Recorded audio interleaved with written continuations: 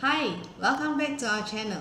Today, I'm going to talk about one development that investors interested in KL properties should seriously look at, especially if you are after capital gains. This is a rarely heard of development. So far, no property agent has mentioned this countdown in any videos. So today, I'm going to let you in on a little known secret. Back in late 2020, when our JB condo was still under construction, we approached a relative to jointly buy a unit there. At that time, it was listed for around 1,002 ringgit per square foot.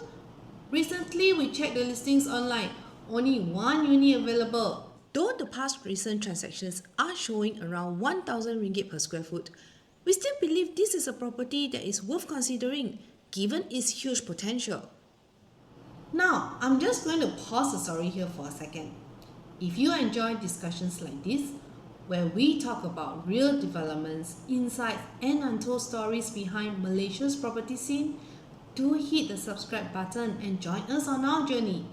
We are aiming for 1,000 subscribers, so YouTube will finally let us buy a cup of coffee from our videos.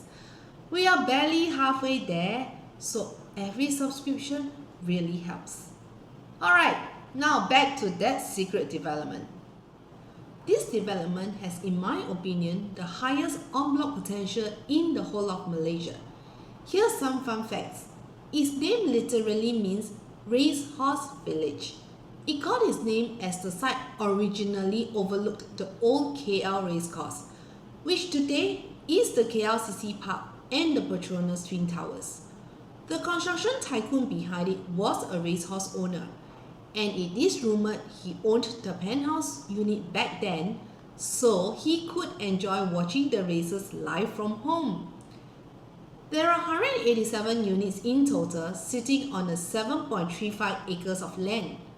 The site is within close proximity to Persiaran KLCC MRT, Ampang Park LRT, and the KLCC LRT, all within a couple of minutes walking distance. The property has attempted en-bloc sale before, but failed because they did not achieve 100% approval from all the owners. This is a requirement in Malaysia. This is unlike Singapore, where 80% approval is needed for such collective sales in all condos. Eventually, we did not buy because honestly, we weren't good at convincing.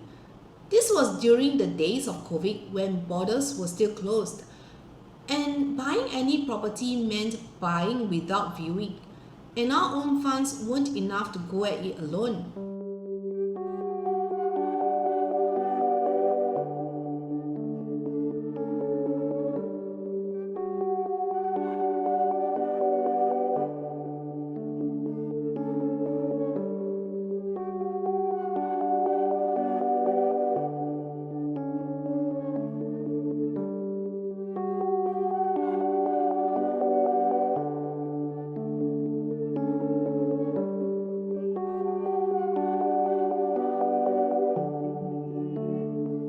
If this development ever goes en bloc, the land could be worth around 3,000 ringgit per square foot.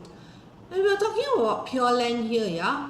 Each unit actually owns more pure land than its built-up area, because back then, the gross plot ratio was only 1:0.8. Take for example the unit currently listed. At 818 square foot built-up, it owns about 1,022 square foot of pure land. Fast forward to today, if we had spare cash, would we buy this? Maybe. But we also cannot overlook the impact JB will have on KL properties. Property agents selling KL properties will strongly disagree. But let me ask you this. When you are walking around the malls in KL, have you ever seen a property booth promoting JB properties? Now, for those of you who frequent malls in JB, I'm sure you have seen plenty of booths promoting KL properties. This alone tells you how the tides have turned. The current government not only wants to see Johor prosper, it is actually doing the right things to make it happen. Johor is going to be like a huge sponge. soaking up all the investments and wealth. Investors will begin to see Johor as an alternative to Singapore and KL, and Malaysians from other states will want to relocate here. The population will grow. Now, let's look at JB. With the RTS up and running soon, wealth will start flowing in. Right now, infrastructure still limits that wealth to the city centre.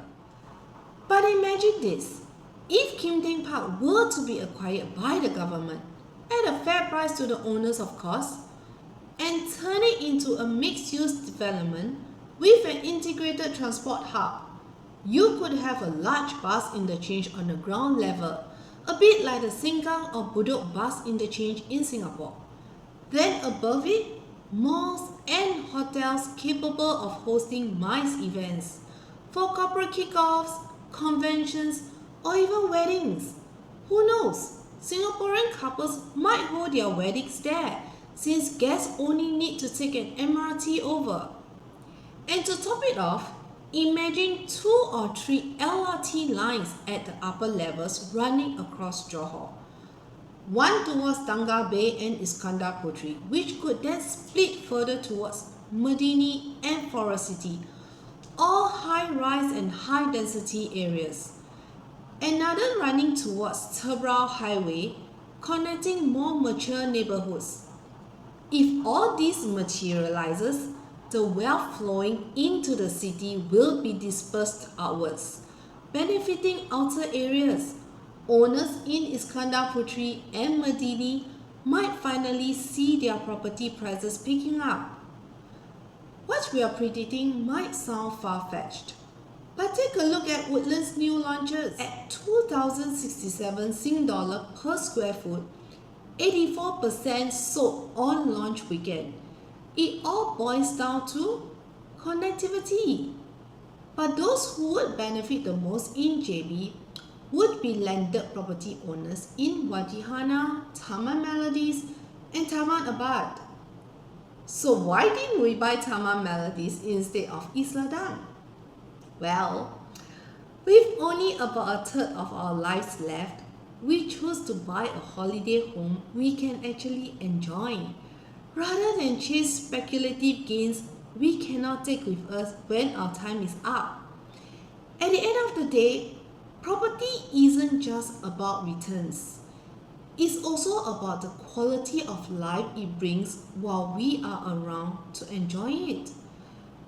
If you found this perspective useful, give this video a like and share it with someone who loves real grounded insights about living, investing, and enjoying life in Malaysia. Till the next one, take care and see you soon.